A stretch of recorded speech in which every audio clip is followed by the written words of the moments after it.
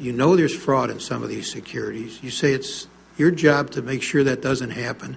You say, well, the legal department was presumably going to take action, and you never follow up to ask the legal department whether they took action. I don't get it.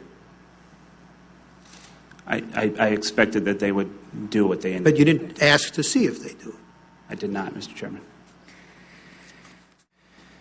You were, I think, very much involved in the President's Club, which made sure those all-expense-paid trips were made. How does that happen?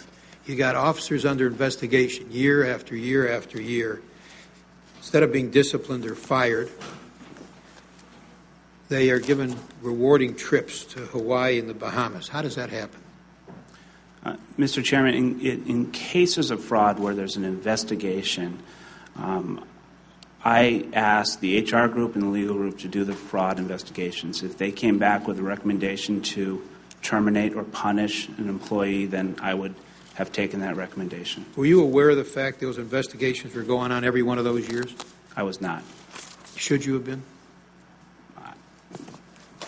It depended on how big people thought it was, sir.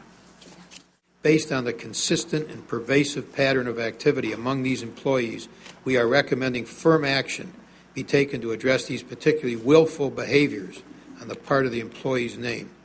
Well, that firm action was paid trips to Hawaii and the Bahamas. That's what the action was.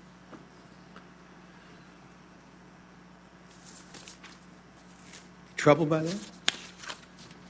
You think the bank should be troubled by that? I think anytime. Think your investors should be troubled by that? Should your stockholders? Should anybody be troubled by that except us?